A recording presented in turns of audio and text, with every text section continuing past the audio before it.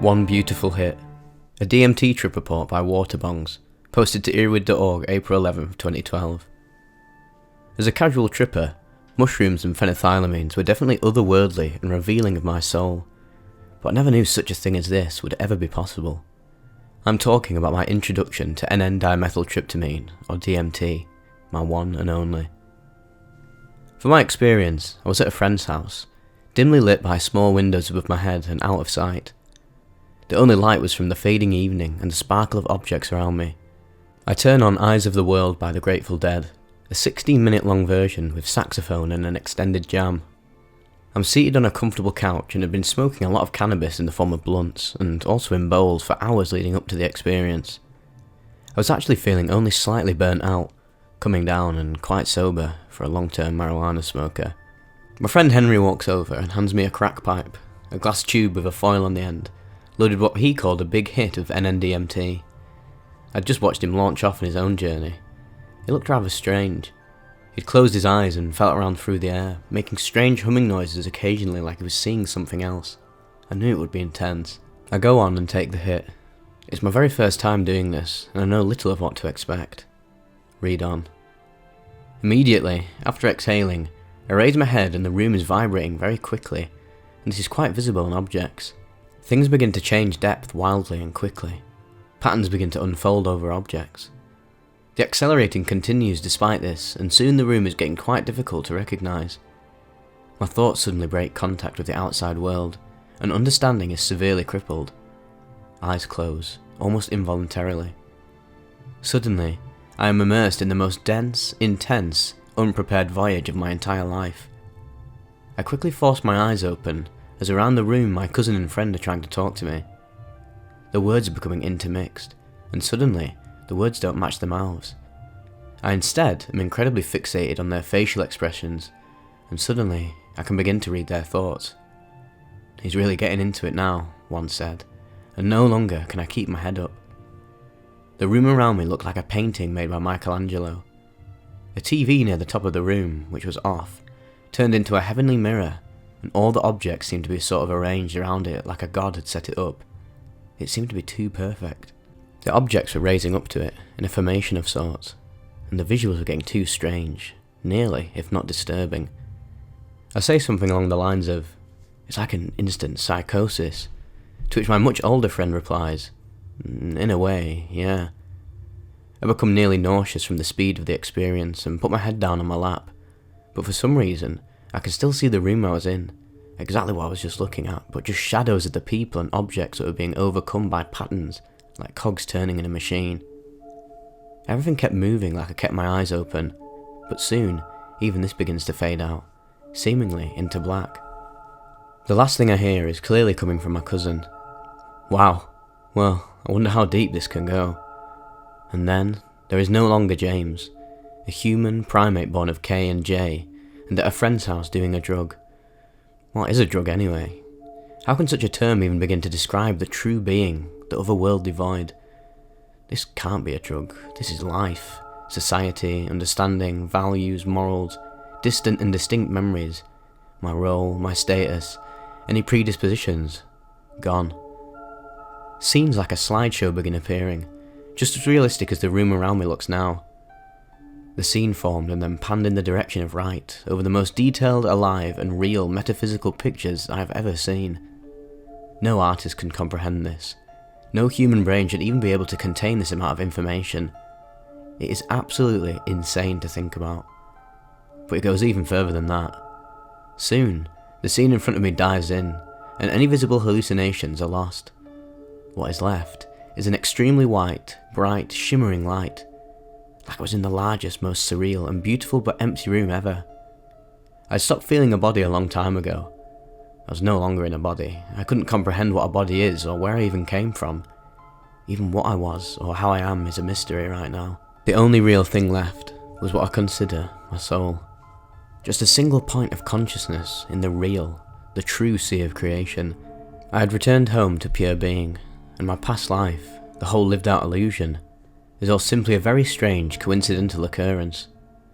That is not the true self, for the true self is ultimately part of something much larger, more vast and all-including.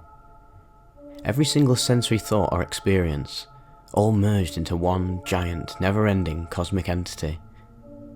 Soon this panned out, and I began seeing the universe. But it wasn't just a universe, it was a multitude of universes.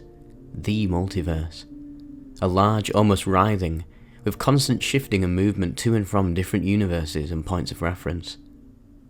Any possibilities, occurrences, past and future, and right now, was all going on simultaneously in front of me.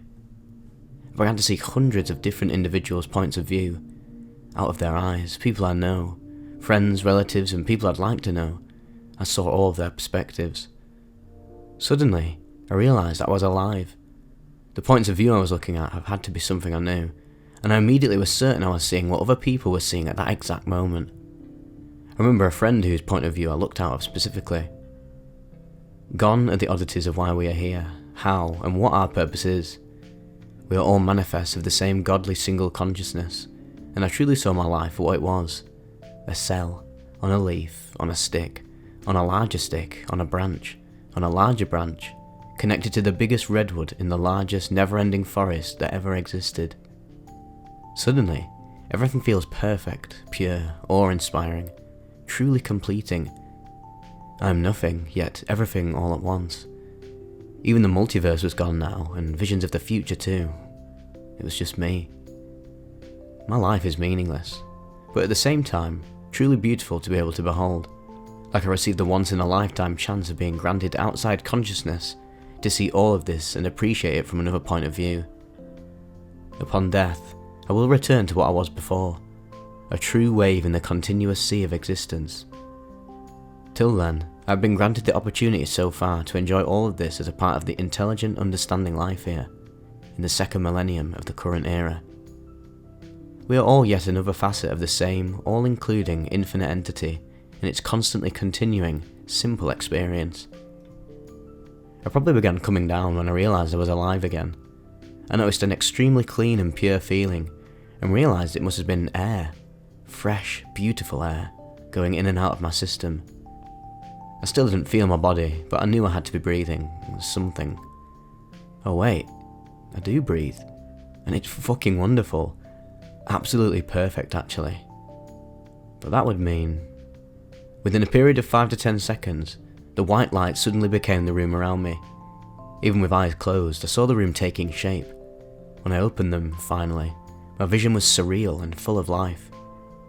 I immediately stood up, but could hardly walk for a second. "This is perfect," I immediately exclaimed. For some reason, I read my cousin and my friend's mind immediately. They were worried about how long my trip was taking, as I had to be heading home pretty soon. I had been completely immobile for nearly 10 minutes. They began to ask me if it was good, and I said, yes. Not yeah, yep, etc. Yes. But the most pronounced and almost too intellectual yes, like you might hear someone say who has studied English very hard but just isn't familiar with speaking it.